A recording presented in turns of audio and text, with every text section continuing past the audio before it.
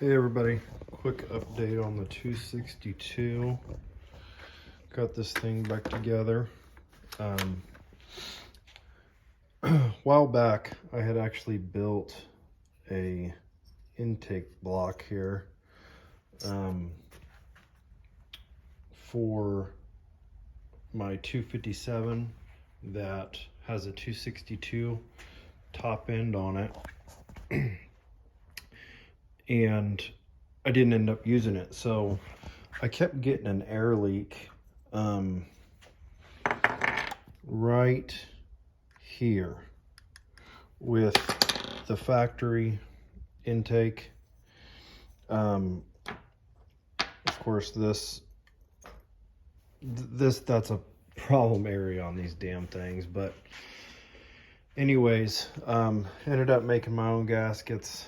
It's all good now, and so I'll put a clip in. This thing's pretty trick. I mean, it is aluminum, so it might be kind of a heat sink. We'll see if it causes any problems, but it's pretty trick. It's dimpled in there. I just want to see if it actually makes any difference. I haven't noticed any difference really between textured and non-textured on the intake on pretty much anything. It seems to not to make any difference, but that's actually why I built this, because I'm just curious if it'll make any change, because this here is just absolutely shiny slick on the inside. So I thought I would make some time cuts with this and then put this factory intake block back on, and see if it made any difference. That everything is almost identical in size on this one. I'll post up either a picture or a video in this video so you can see what I'm talking about. But yeah, let's fire it up, see what it sounds like, see how snappy it is. I am completely out of big wood at my house. So we need to have a cut day, and I need to get some stuff straightened out for that. But yeah, let me get this thing put together real quick and I'll be back. Here's an experimental intake block for a 2 Series Husqvarna. And just finished it up.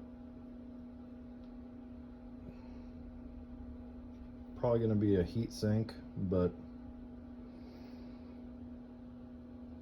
this is to kind of prove my theory that the texture does or does not work. I'm not going to get into that, but that's why I'm testing it.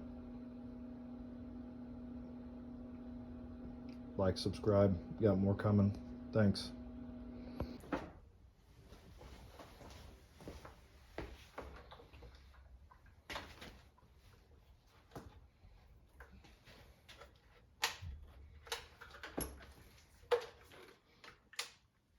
I will also post up a picture of my compression gauge.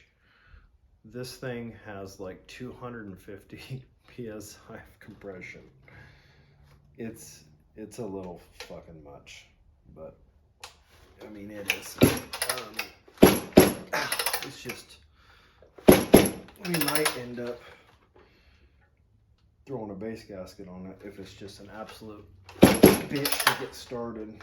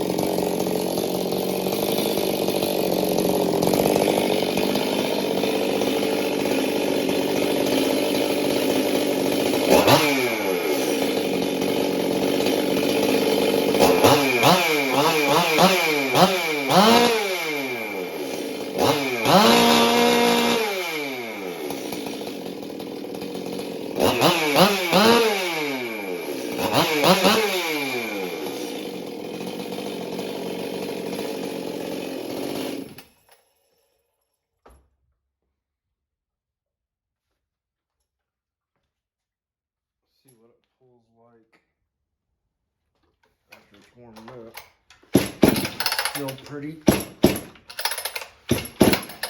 pumped up.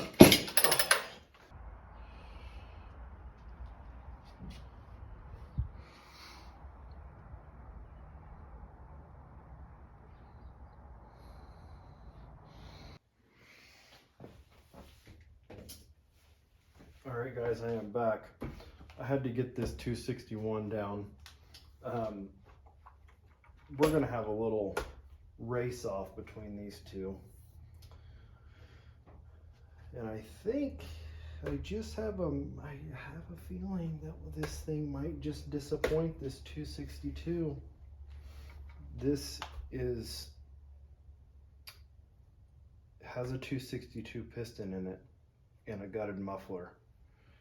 And of course this one's been machined and ported. They've both been machined and ported. But yeah, I don't know. We need to get this one in the wood and see what it cuts like. I know what this one cuts like. But on snappiness, I mean, this one does have a little bit smaller carburetor on it. This intake's a little bigger, but we'll have to test it out. This 261 is a 2000 model, and this 262 is a 92 model. I am going to make a video here in the next day or two of the differences between a 261 and a 262. You can make this saw pretty much, I mean, you can make this saw pretty damn close for a lot less money, but they're both great saws. I have a love-hate relationship with 2 Series Husqvarnas.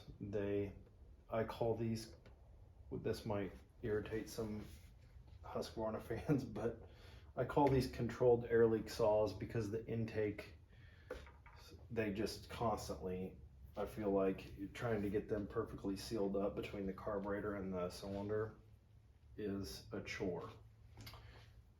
I don't care what you say. They do everything perfect. New gaskets, tighten it correctly. They just like leaking air, especially right here where the carburetor meets this intake block. So anyways, yeah, these are both super clean. Make sure we're in there. Super clean 261. This has just got a plate that I opened up for a muffler. Looks good. The muffler on this one is just modified side discharge. So yeah, we'll do a comparison on that, and then we'll also throw in the 257, which can also be made into a 262, which this one has. This one has a New West 262 top end on it. This is my sleeper saw. Love it because it looks like a pile of shit, but I guess you could say it's a wolf in sheep's clothing. Stock muffler, so it sounds stock, but this thing absolutely rips. Did a few trick little things. I just bent a piece of TIG rod and made the choke lever, and yeah, so like I said, it looks like shit, but it's all been gone through. And oh, and I also made a custom stainless dog, which I'm gonna show how I did that. That's very simple, but yeah, they actually 304 stainless works really good for a felling dog. I haven't had any issues. So I actually would like to find a bar. The bar that was on here was perfect for it, but it was absolutely shot the chain was just flopping back and forth, so it wouldn't cut straight for shit. So yeah, we'll throw that into the comparison. Again, these are very similar. We're gonna get this thing in the wood, and we're gonna race these two, and this one actually, because they're basically all the same saw. The one advantage that the 62 has, it's got a, I think it's an 87 carb that everybody wants. So it's a good sized carburetor on these. So yeah, thanks for watching. Like, subscribe. Got more content coming. So yeah, actually before I go, let's fire this thing up. I'll show you. This thing's pretty snappy. So but we got to get into some wood. But let's see here. Come on.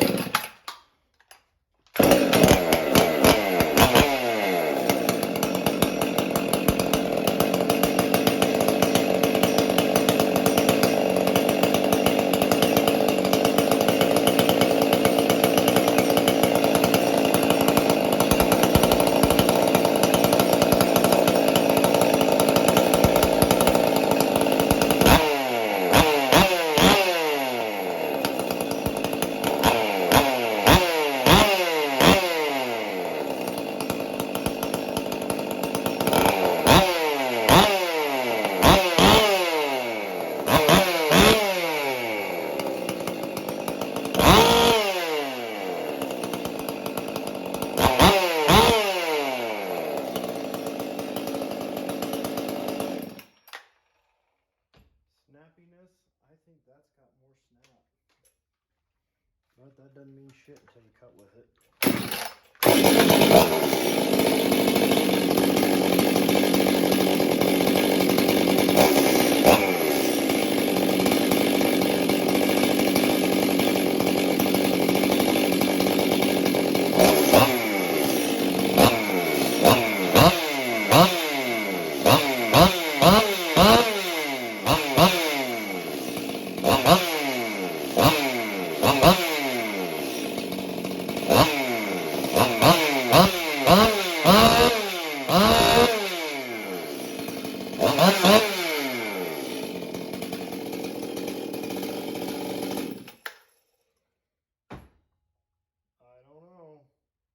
Be close, I think.